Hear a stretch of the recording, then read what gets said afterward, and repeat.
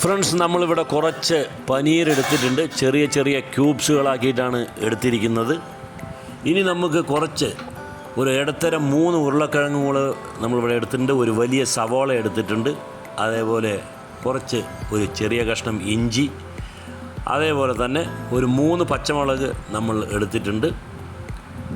ഇത്രയും സാധനങ്ങളാണ് നമ്മൾ എടുത്തിരിക്കുന്നത്. അപ്പോൾ ഇതിനെ നമ്മൾ ഇനി എല്ലാം ഒന്ന് അരിയണം. എന്ന് വെച്ച് കഴിഞ്ഞാൽ നമ്മൾ ഒരു ക്യൂബായിട്ടാണ് നമ്മൾ അരിയുന്നത്.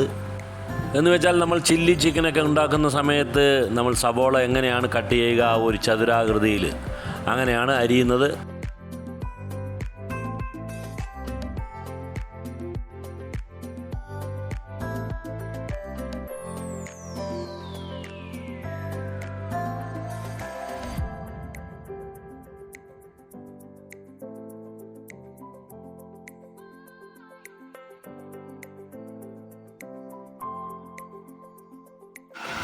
ഇനി പച്ചമുളകൊന്ന് നമുക്ക് നെടുകെ പിളർന്ന്, 3 പച്ചമുളകാണ് ഇപ്പോൾ എടുത്തിരിക്കുന്നത്, നമുക്കതിന് നെടുകെ പിളർന്ന് കൊടുക്കാം.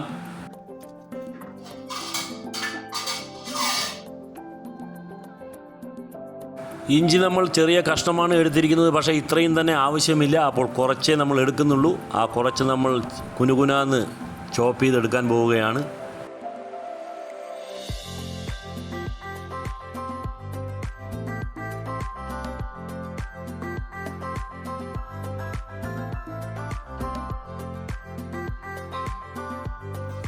ഇനി നമുക്ക് ഉരുളക്കിഴങ്ങ് കൂടെ കട്ട് ചെയ്തെടുക്കാം. ഉരുളക്കിഴങ്ങ് കട്ട് ചെയ്യുമ്പോൾ നമ്മൾ എങ്ങനെയാണോ പനീറിൻ്റെ ആ ഒരു ക്യൂബിൻ്റെ സൈസ്, ആ ഒരു ഏകദേശ സൈസിലാണ് ഉരുളക്കിഴങ്ങും നമ്മൾ കട്ട് ചെയ്യാൻ പോകുന്നത്. 3 ഇടത്തരം ഉരുളക്കിഴങ്ങാണ് നമ്മൾ എടുത്തിരിക്കുന്നത്.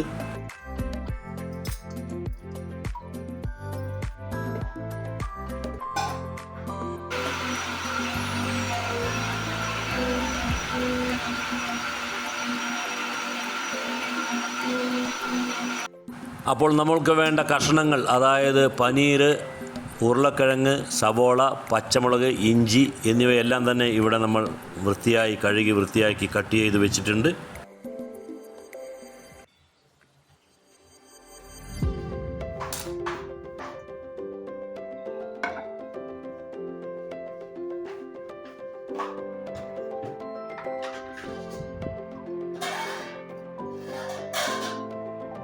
ഫ്രണ്ട്സ്, ഇനി നമ്മൾക്ക് വേണ്ടത് ഒരു 1.5 കപ്പ് തേങ്ങാപ്പാൽ, അതായത് തേങ്ങയുടെ 1-ാം പാൽ, നല്ല കട്ടി കൂടിയ 1-ാം പാലാണ്.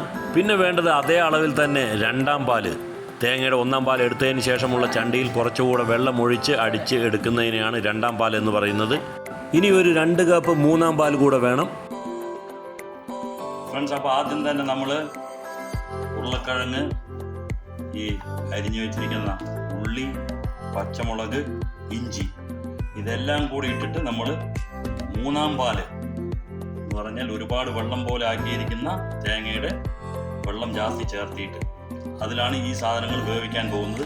കാരണം ഉരുളക്കിഴങ്ങ് വേവാൻ കുറച്ച് സമയം പനീറിനെക്കാട്ടിലും എടുക്കുമെന്നുള്ളതുകൊണ്ടാണ് നമ്മൾ 3-ാം പാൽ ഒഴിച്ചിട്ട് തന്നെ ഇതിനെ വേവിക്കുന്നത്. കാരണം 1-ാം പാല്, കട്ടിയുള്ള പാൽ ഇപ്പോൾ ഒഴിക്കരുത്.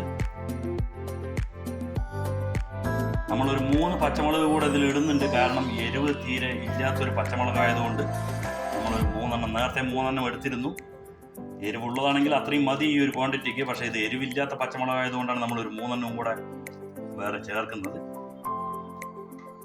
1 തണ്ട് കറിവേപ്പില കൂടെ നമ്മൾ ചേർത്ത് കൊടുക്കുകയാണ് ഇതിൽ.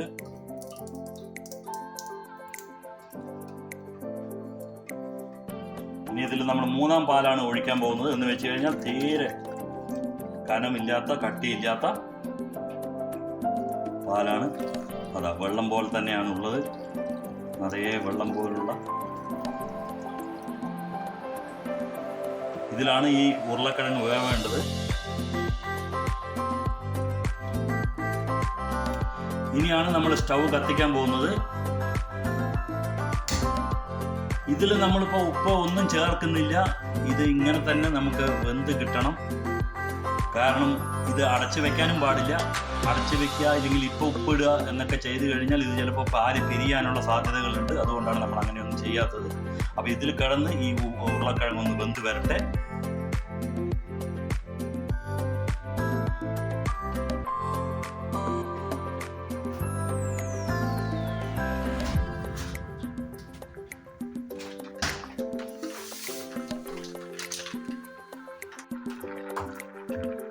ഇപ്പോൾ ഏകദേശം നമ്മളൊരു 10 മിനിറ്റോളം ഇത് തിളപ്പിച്ചിട്ടുണ്ട്. നിങ്ങൾക്ക് നോക്കിയാൽ കാണാം ഇതിൻ്റെ നമ്മൾ ആ മൂന്നാം പാല് ഒഴിച്ചതെല്ലാം വറ്റിപ്പോയിരിക്കുന്നു.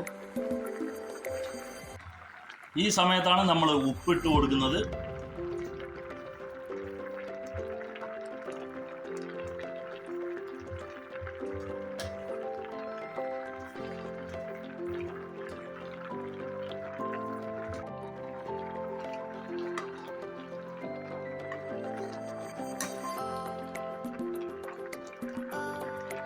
ഇനി കുറച്ചും കൂടെ ഒന്ന് വറ്റി കിട്ടിയാൽ നമ്മൾ രണ്ടാം പാൽ ഒഴിക്കുന്നതായിരിക്കും.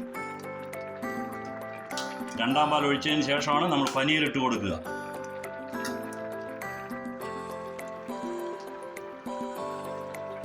വെള്ളമൊക്കെ നല്ലപോലെ തന്നെ വറ്റിയിട്ടുണ്ട്. നമ്മളുടെ ഉരുളക്കിഴങ്ങും ഒരു 1/4 വേവ് എന്ന് വെച്ചാൽ വെന്ത് ഉടഞ്ഞു പോയിട്ടില്ല, ആ ഒരു പരുവത്തിലേക്ക് എത്തിയിട്ടില്ല. അപ്പോൾ അതിന് മുമ്പായി തന്നെ നമ്മൾ രണ്ടാം പാൽ കൂടെ ഒഴിക്കാൻ പോവുകയാണ്.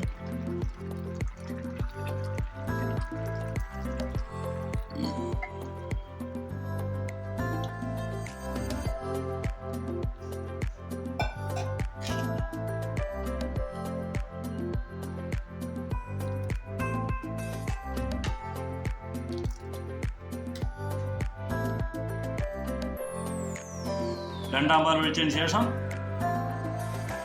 നമ്മളുടെ പനീർ കൂടെ നമ്മൾ ഇട്ട് കൊടുക്കാൻ പോവുകയാണ്. ഇനി ഈ പനീർ ആ ഉരുളക്കിഴങ്ങുമായിട്ട് രണ്ടും കൂടെ ഒന്ന് നല്ലപോലെ ഒന്ന് വെന്ത് കിട്ടട്ടെ. പനീർ വേവാൻ കൂടുതൽ സമയമൊന്നും എടുക്കില്ല, അതുകൊണ്ടാണ് നമ്മൾ ഇപ്പോൾ ഇടുന്നത്. ഉരുളക്കിഴങ്ങ് വേവാൻ കുറച്ച് സമയം ജാസ്തി എടുക്കും പനീരിനെക്കാളും. ഇനി ഇതിൽ കിടന്ന് ഈ പനീർ കൂടെ ഒന്ന് വെന്ത് കഴിഞ്ഞാൽ നമ്മൾക്ക് ഒന്നാം പാൽ ഒഴിക്കാം.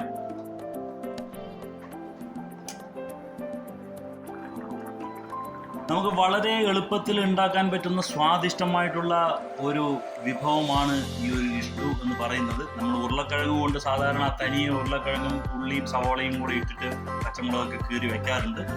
അതിൻ്റെ വീഡിയോ നമ്മളുടെ ചാനലിൽ നമ്മൾ മുൻപേ തന്നെ ഇട്ടിട്ടുണ്ട്. ഇത് പക്ഷേ നമ്മളൊരു വെറൈറ്റി എന്നുള്ള സ്റ്റൈലിൽ അതിൻ്റെ കൂടെ പനീരും കൂടെ ഒന്ന് മിക്സ് ചെയ്തിട്ട് ഒന്ന് ഉണ്ടാക്കുകയാണ്. അപ്പോൾ വളരെ എളുപ്പത്തിൽ നമുക്ക് ഉണ്ടാക്കാൻ പറ്റും, വളരെ കുറച്ച് സമയം കൊണ്ട് തന്നെ ഉണ്ടാക്കാൻ പറ്റും. കാരണം ഉരുളക്കിഴങ്ങും പനീരും ഒക്കെ പെട്ടെന്ന് വേവുന്ന സാധനങ്ങളാണ്. ഈ ഒരു രണ്ടാം പാല് ഇതും കൂടെ ഒന്ന് കുറുകി കഴിഞ്ഞാൽ നമ്മൾ ഒന്നാം പാല് നല്ല കട്ടിയായിട്ടുള്ള പാല്, തേങ്ങയുടെ പാല് ഇതിലേക്ക് ഒഴിക്കുന്നതായിരിക്കും. അത്രയും കൂടെ ഇതിൻ്റെ പണിയുള്ളൂ. വളരെ സ്വാദിഷ്ടമായിട്ടുള്ള, ഇതിൽ വെള്ളം ചേർക്കുക ഒന്നും ചെയ്യാറില്ല നമ്മൾ. ഫ്രണ്ട്സ്, അപ്പം നമ്മളുടെ രണ്ടാം പാൽ ഒഴിച്ചതിന് ശേഷം നമ്മൾ പനീർ ഇട്ടു. ഇപ്പോൾ കുറുകി വന്നിട്ടുണ്ട്, നിങ്ങൾക്ക് കാണാം. ഇപ്പോൾ നമ്മൾ സ്റ്റൗവ് സിമ്മാക്കി വെച്ചിരിക്കുകയാണ്. പക്ഷെ നമ്മളിതിനെ ഓഫ് ചെയ്യാൻ പോവുകയാണ്. കാരണം ഒന്നാം പാൽ ഒഴിച്ചതിന് ശേഷം ഇത് തിളയ്ക്കരുത്. അപ്പോൾ ഇതിപ്പോൾ സിമ്മാക്കി വെച്ചിരിക്കുകയാണ്. ഇതിലേക്ക് നമ്മൾ കട്ടിയുള്ള ഒന്നാം പാൽ, തീ ഓഫ് ചെയ്തിട്ടില്ല, പക്ഷെ അത് തിളയ്ക്കരുത്. അതുകൊണ്ടാണ് തീ ഏറ്റവും കമ്മിയാക്കിയിട്ടാണ് ഇപ്പോൾ വെച്ചിരിക്കുന്നത്. അതിലേക്ക് നമ്മൾ ഈ ഒന്നാം പാൽ ഒഴിക്കുകയാണ്. ഇത് ആറും തോറും കുറുകി വരും. ഇത് കുറുകണം, അതാണ് നമ്മളുടെയും ഉദ്ദേശം. കാരണം ഇത് നമ്മൾ നാനിനോ അല്ലെങ്കിൽ ചപ്പാത്തിക്കോ അല്ലെങ്കിൽ ഇടിയപ്പത്തിൻ്റെയോ ഒക്കെ കൂടെ കഴിക്കാനാണ് ഒരു ഉചിതം. അതുകൊണ്ട് തന്നെ നമ്മൾ ഇതൊന്ന് കുറുകി വരും, ഒന്ന് ആറുമ്പോഴേക്കും. ഇനി നമുക്കിതിനെ ഒന്ന് ഡെക്കറേറ്റ് ചെയ്യാന്നുള്ളൊരു പരിപാടിയേ ഉള്ളൂ. ഇതിനെ നമ്മൾ ഓഫ് ചെയ്യാൻ പോവുകയാണ്. ഇതിനെ നമുക്കിനി ഒരു 2 കറിവേപ്പില തണ്ട് വെച്ചിട്ട് നമുക്കൊന്ന് ഡെക്കറേറ്റ് ചെയ്തെടുക്കാം.